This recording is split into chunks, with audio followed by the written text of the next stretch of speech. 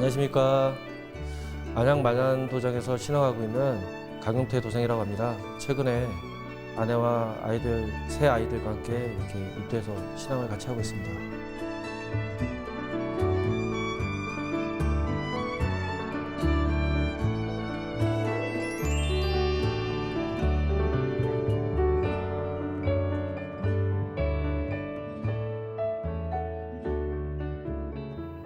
제가 증산도에 입도하게 된 계기는 실질적으로 직장을 이직하면서 제 인도자인 팽교필 도생님을 만나면서부터입니다.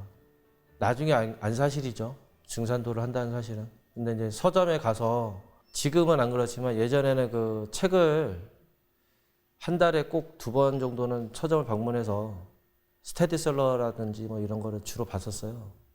인문학 계열로 서 있는데 거기 인문학 계열의 증산도 코너가 이제 신설되기도 하고, 그 다음에 그 꽂혀 있는 책 중에 우주변화 원리라는 눈에 확 띄는 책이 있었고, 그 책을 보자마자 아, 사고 싶다라는 생각이 들었거든요.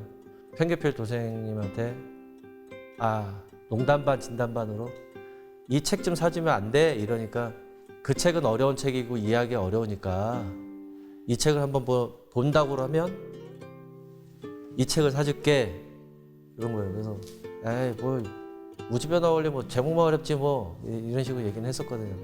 아, 정말 어려운 책이다. 그래서 이 책을 먼저 읽는다는 약속을 하면 내가 이 우주변화 원리라는 책을 사주겠다라고 얘기를 해서 알았다, 그럼 내가 이 책을 사겠다.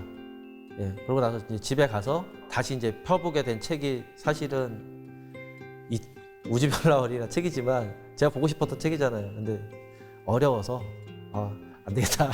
이거부터 보자, 약속대로. 시간이 오래 걸릴 것 같아서 이제 상제님, 증산상제님이란 책을 권한 책을 읽게 되었습니다. 그래서 그 책을 읽으면서 궁금증이라든지 확신이 생겼고, 한 달이 좀 안 되게 봤거든요. 사실 이 책 저 책 들춰보고 그 책 보게 되면 여러 책을 볼 수밖에 없어요. 사실은 상제님, 증산상제님을 읽으면서 가장 와닿았던 거는 아, 이 땅에 오셨어? 이런 걸 하셨어? 진짜야? 그리고 이제 돌아다니면서도 이런저런 설화를 많이 들었기 때문에 확신을 더 갖게 됐죠. 그래서 이제 증산도로 오게 됐고,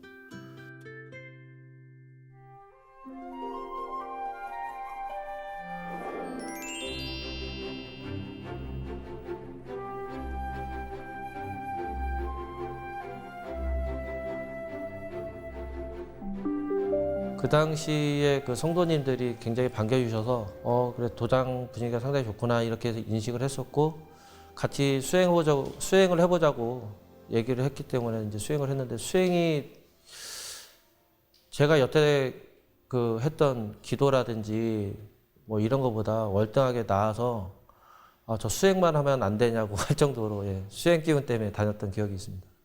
보통 명상을 하려고 그러면은 안 되는 날이 더 많거든요. 사실은 상당한 노력이 필요합니다. 사실 처음 기운을 느꼈을 때도 한 2-3달은 걸렸던 걸로 기억을 하는데, 다른 신앙을 하더라도 단전호흡을 항상 하고 있었거든요. 근심년 한 끝에 이렇게 혼연일체되는 단계도 한번 가봤었는데, 아, 기운이 내려오는구나 라는 거를 단 20분 만에 이렇게 느꼈다고 그래야 되나요? 그래서 여긴 좀 다르네 이런 생각을 했습니다.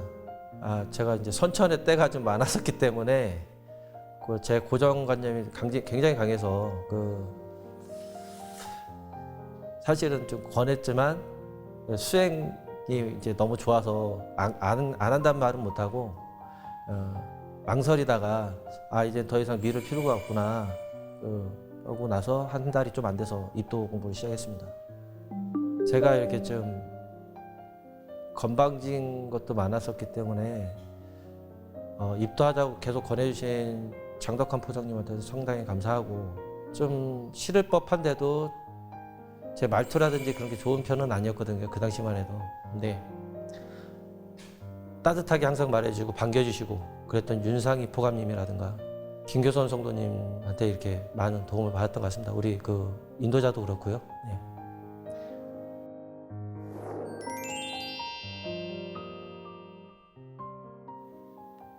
일단 6살 때부터의 기억인데요. 지금 그 전에도 솔직히 좀 그렇게 넉넉하거나 좋지 않았다라는 생각은 갖고 있는데, 금전적으로 혹은 뭐 음식 먹는 거 이런 것도 엄청나게 힘들었고, 이모부의 도움이 없으면 뭐 집도 없는 상황 이런 것도 있었지만, 아버지 수입이 이렇게 좀 불안정했어요.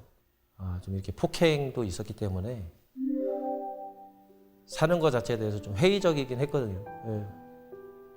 어린 마음에 이렇게 뭐 거의 입술 터지고 이럴 정도로 맞는다는 것 자체가 그렇게 좋은 기억은 아니잖아요.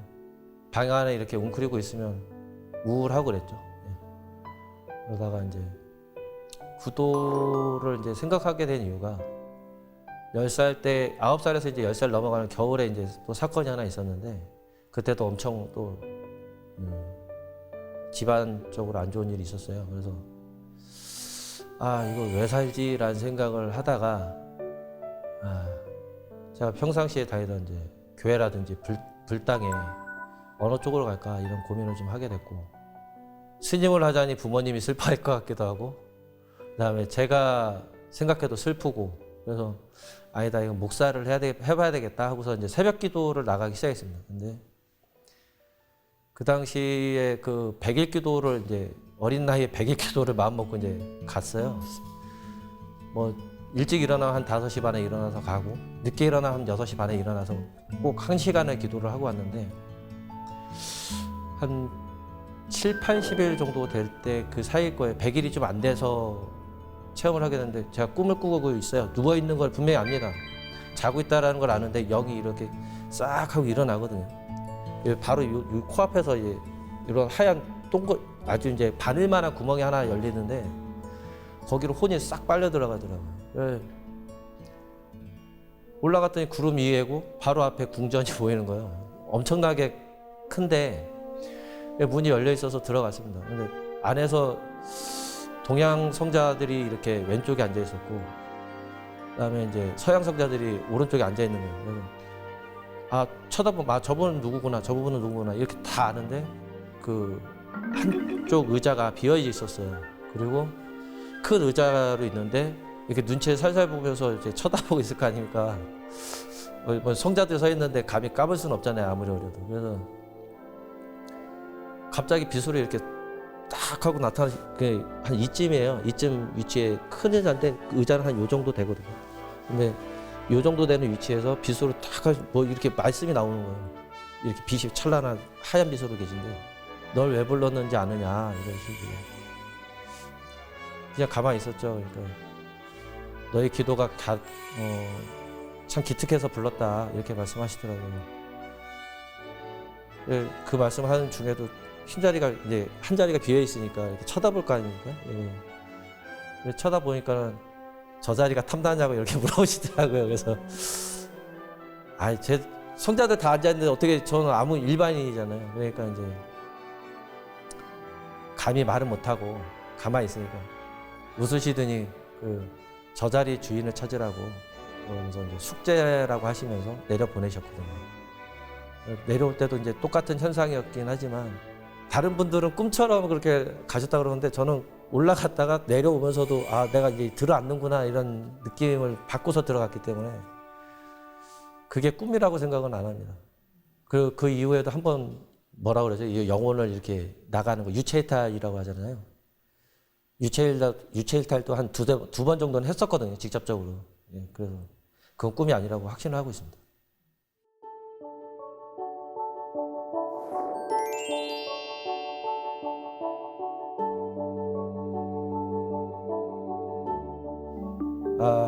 안아골절이라고 해서 28주 진단 받았었고요. 두개골이 반으로 쪼개졌었고, 측면 우측 두개골이 대략 한 5cm 이상 갈라졌습니다. 근데 일 때문에 어쩔 수 없이 그 사고 나서도 한 달 보름만 쉬고 나갔거든요.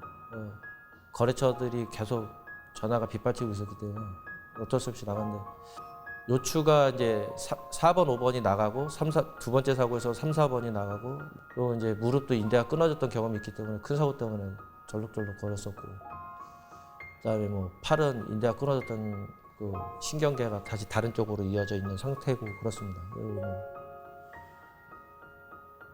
그 당시에 그 큰 사고 겪으면서 이빨도 한 6대 나갔거든요. 그러니까 제가 그 사고를 봤는데 영화에서 보면 이렇게 사람이 뜨잖아요. 그거보다 약간 더 심하게 났습니다. 제가 10몇 미터를 차에 휀다에 받친 다음에 굴러가서 피를 흘렸는데 거기 웅덩이가 그랬기 때문에 거리사고 제 눈으로 봐서 10여 미터지 차에 받쳐갖고 받치기 시작한 시점부터 보면 20m에서 30m를 계속 받치면서 간 거예요. 그 당시에 저는 솔직히 이제 돈도 잘 벌리고 돈이 잘 벌리니까 아씨 돈 벌 운명인가 보다 이렇게 생각했습니다. 근데 나가려고 그러니까 갑자기 막 온몸이 떨리면서 이상한 증세가 와서 전화를 했어요. 포장님한테 도장 빨리 오라고 그래서 갔더니 가자마자 또 가라앉았었고 사고 난 것도 솔직히 저는 개인적인 거라서 말은 하긴 그렇지만 죄를 졌기 때문에 이만한 사고로 막아주신 거다라고 생각을 합니다. 그 상제 도전해 보면 상제님께서도 관여 못하시는 몇몇 가지 죄들이 있지 않습니까? 그래서 딱 죽지 않을 만큼은 살려놓으셨구나. 그 당시에도 그 전에는 내가 죄를 안 졌지만 진 것처럼 이렇게 하라고 하신 말씀이 생각이 나면서 이제 정말 죄 졌으니까 착하게 살라고 이러시나 보다 이렇게 생각하고 그렇게 생각했습니다.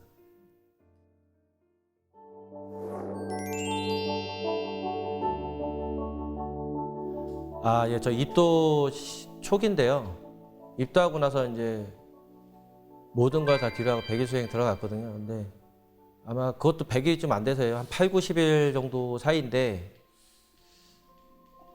꿈을 꿨습니다. 꿈을 꿨는데 누가 이렇게 염라대왕이 부른다고 이렇게 소곤거리는 거예요. 눈을 떴더니 염라대왕 앞인 겁니다. 그래서 뭐지 하고서 이렇게 딱 서 있는데 염라대왕이 앞에서 재판을 하고 있었고 옆에 이제 저승사자라든지 이렇게 대기를 하고 있습니다. 그래서 이제 판결 때 이렇게 앉아서 계시는데 이제 선행되던 재판을 이제 마무리하고 이렇게 손짓을 하세요. 갔습니다. 갔는데 명부 책을 이렇게 딱 펴시더니 이게 명부야 이러시더라고요. 이거 너가 이게 포교를 잘못해서 죽인 사람이라고 이렇게 얘기를 하시더라고요. 저는 다 낯선 이름인 거예요. 근데 딱 보니까 한 대여섯 명은 낯이 있는데 그 중에 와이프 이름이 있어서 아내 이름이 있어가지고 제 다른 사람은 모르겠고요. 5, 6명만 좀 빼주십시오. 그러니까 안 된다고 막 그러시는 거예요. 포교를 잘못하거나 잘못해서 죽은 사람들인데 그걸 어떻게 살리냐고. 이거 잘 보고 갔다가 신앙 잘해서 살리든 뭘 하든 그거는 네가 하는 건데 뭐 살리고 자시고 할 수 있는 그런 게 아니라는 거예요. 그래서 그러면 제발 명부에서 아내 이름이라도 빼달라고 하면서 사정사정을 하면서 울었거든요. 울면서 깼어요. 밀치는 그런 느낌이었거든요. 가라는 식으로.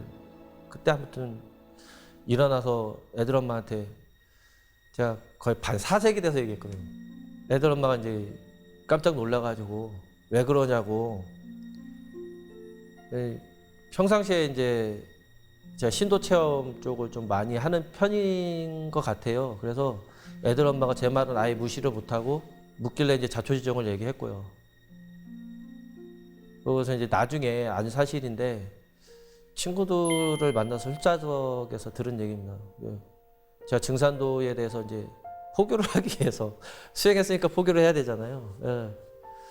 이제 수행기운이 뭉쳤어. 그래 이렇게 됐으니까 이거 한번 포기해보자 하고서 이제 얘기를 꺼내려고 그러는데 사실은 네 와이프가 이미 다 얘기를 했고 반대가 심하다. 그러니까 적당히 해라. 근데 이제 그 얘기해준 친구가 개벽 상권을 다 읽고 나서 와이프한테 이상한 거 아닌 거는 같으니까 일단 내비두라고 이렇게 얘기를 했다고 하더라고요. 이제 저도 많이 믿는 친구고 애들 엄마도 많이 믿는 친구라 그때 이제 좀 삭혔던 것 같습니다. 제가 이제 좀 그런 또 꿈을 꾸고 그런 얘기 했기 때문에 더 그런 것도 있지 않았을까 싶기도 하고요. 뭐 솔직한 건 이제 애들 엄마한테 들어봐야 되겠죠, 지금은. 예.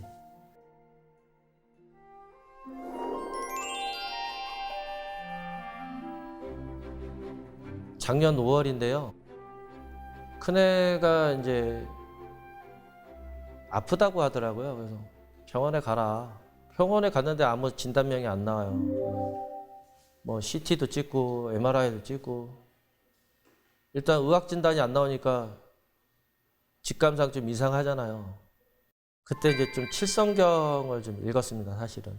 예, 태울 줄 알고. 이제 제가 이제 또 작년 같은 경우에 5월 전에는 신앙을 잘 안 나갔습니다. 근데 애가 그렇게 되니까 이제 막막하잖아요. 막막해서 그냥 제 인도자한테 전화를 했죠. 때마침 또 전화도 왔었고요. 그래서 지금 만안 도장에 계시는 송포정님하고 식사를 6월 말에 하고 본격적으로 이제 수행을 들어간 건 7월 중순부터 들어갔더라고요. 날짜를 찾아보니까. 근데 이렇게 셈을 해보니까 7월 중순부터 제가 9월 말까지 해서 큰애가 이제 호전이 됐는데 그 당시에 어떤 상황이 있었냐면 그 애가 심하게 아픈 줄은 제가 모르잖아요. 떨어져 있으니까. 근데 이상하게 애가 아픈 시간에 제가 읽었더라고요. 근데 그 증상을 갖다가 몇 시에 이렇게 아팠냐라고 물어보니까 아빠 그거 어떻게 알아? 이렇게 물었거든요. 내가 너 때문에 땅이 올라오는 줄 알았다고. 한 번은 너무 심해가지고 제가 구토할 뻔 했었거든요. 예, 자기도 그랬다 이렇게 얘기를 하더라고요. 그래서 이제 그렇게 하다가 다 완전히 9월 말쯤에 떨어져서 막내가 조금 신기해 하더라고요. 떡고물에 관심이 많기는 했지만 일단은 이제 막내가 아빠 저 거기 한번 가보고 싶어요. 그래가지고 같이 이제 수행을 하게 됐고 이제 둘째도 연이어서 이제 따라왔습니다. 예. 막내가 지금 떡고물을 던졌습니다. 아빠랑 가면 맛있는 거 생긴다 이런 얘기를 해서 이득이 많다고. 이제 둘째한테도 조건부로 이제 수행을 시켰죠. 근데 얘들이 한 10분 했나? 근데 신기해요. 기운이 느껴져요. 막 이래가지고 그래 그럼 이제 입도 공부를 해보자 이러는데 한 11월 중순 되니까는 큰애가 갑자기 아빠 나도 이러더라고요. 같이 가게 됐는데 중간에 좀 역경은 좀 있어요. 큰애 같은 경우에는 안 그래도 좀 그런 기운들이 있었기 때문에 좀 시간이 걸렸습니다. 그러고서 이제 12월 입도를 앞두고 이제 둘째랑 막내가 12월 26일 날 입도를 했거든요. 근데 그 일주일 앞두고서는 막내가 독감 기운이 온 거예요. 애들 엄마가 난리가 났어요. 제가 수영하고 있는데 뭐 가야 된다고 자꾸 전화가 와서 일단 기다려봐 하고서 가가지고 애가 열이 펄펄 끓으니까 얘 머리 위에다가 손을 올려놓고서 주문을 읽었습니다. 그러니까 이렇게 열기가 빠지는 게 느껴지더라고요. 그래서 시원하냐 그러니까 시원하대요. 그러고 나서 애들 엄마 또 안심이 안 되니까 병원 가자고 자꾸 그러니까 이제 갔습니다. 갔는데 요즘 아시다시피 감기가 엄청나게 독하잖아요. 근데 다음날 바로 나섰어요. 약 한 번 먹고 그다음부터는 안 먹더라고요. 아빠 괜찮아 그러더니. 그러고 나서 입도를 했었고 큰애 같은 경우에는 올해 2월 24일 날 입도한 걸로 기억을 하는데 이제 큰애가 입도하는 과정에서 성격 바뀌는 걸 보면서 1월 중순부터는 애들 엄마까지도 이렇게 나오게 되더라고요. 그래서 애들 엄마하고 큰애가 입도하고 나서 한 2달 가까이 왔다 갔다 하다가 5월 달에 최종적으로 애들 엄마가 입도를 했습니다. 저희 어머니 말씀을 빌어서 얘기를 하자면 제가 증산도를 하고 나서 눈빛이 선해졌다라는 얘기는 하셨거든요. 친구들이나 와이프도 도장 가는 거를 안 말리기 시작한 게 도장만 갔다 오면 사람이 순해집니다. 웃고 화도 잘 안 내고 그러니까 나중에 한 2년인가 3년 지나니까 그러더라고요. 너 오늘 도장 갔다 왔냐? 이러더라고요. 그래서 갔다 온 지 한 일주일째다 그러니까 뭔가 좀 다르긴 해 이러더라고요. 그래서 신앙하고서 한 3년 정도 지나고 나서부터는 도장 가는 거 제가 하는 거에 대해서 뭐라고 한 적이 없어요. 이제 자기들 보고 억지로 시킨다라고 해도 가정의 평화를 위해서 일단 애들 엄마가 이렇게 좀 따라준 것도 있었고요. 사실 이게 전부 다 조상님의 은덕이지 않을까 싶습니다. 제가 어떻게 저 혼자 힘으로 이렇게 포기가 되겠습니다. 아시다시피 도장에 가면은 성도님들이 이렇게 자식들처럼 이렇게 애껴주시잖아요. 그래서 애들이 상당히 좋아했었거든요. 그래서 그 포교의 한 부분은 그 도장의 그런 분위기였지 않나 이렇게 확신하고 있습니다.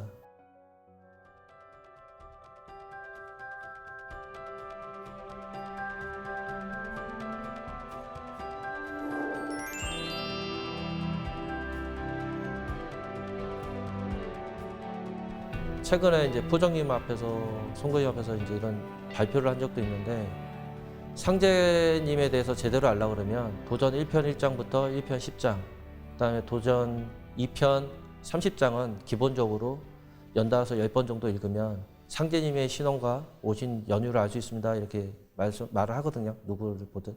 누구에게나 상제님을 알고 싶으면 1편 1장부터 10장까지는 꼭 읽으십시오. 그리고 더불어서 2편 30장까지 읽으시면 기독교, 불교, 유교, 도교에서 말하는 상제님이 누군지 아실 수 있을 겁니다. 이렇게 얘기를 하니까요. 그래서 제 이제 증산도 골격은 1편 1장부터 10장이라고 항상 얘기를 하고 있습니다.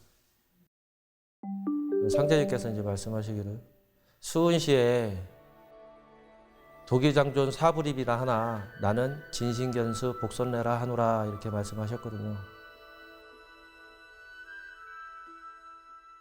그러면서 이제 마지막에 남의 것을 탐하지 말고 착하게 살아라 이런 말씀을 하셨는데, 저는 그 일이나 인간관계나 사람이 하는 모든 일에 대해서 진심을 다하면 통한다라고 생각하거든요. 네. 이 말씀이 가장 이제 와닿는 이유 중에 하나가 그거였던 것 같고요.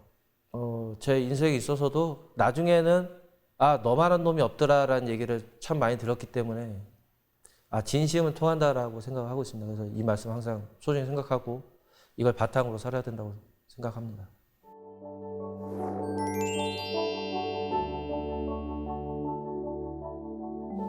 가장 먼저 떠오르는 말씀은 우리 신도들은 절대로 화합을 해라 라는 말씀이고, 갑자기 지금 시장에서 생각이 안 나는데 한쪽이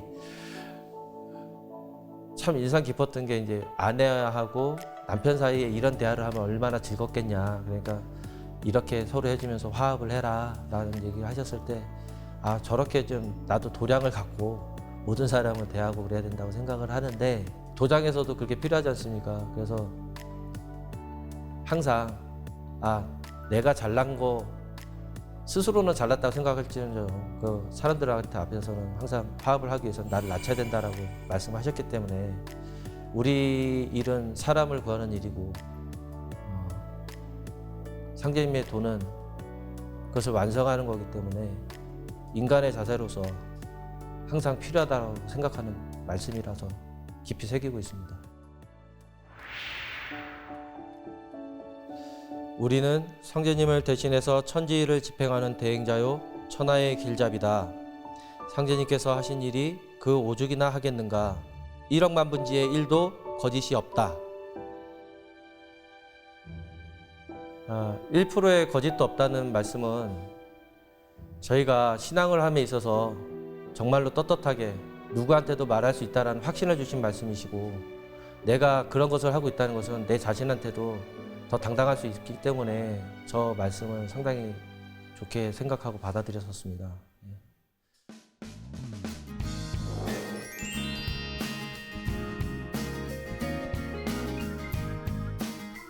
그 천신단을 모시면서 기본 신앙이라든지 그런 이제 뭐라 그래야 되지?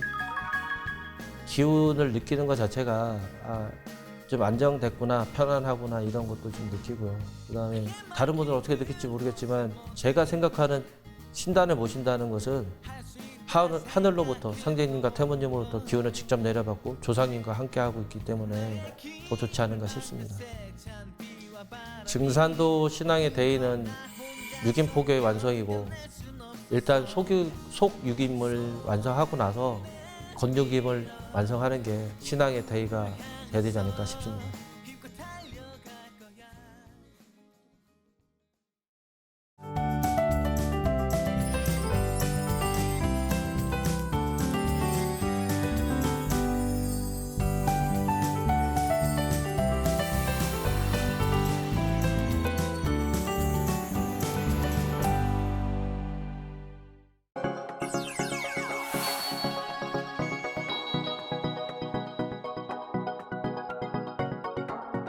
네.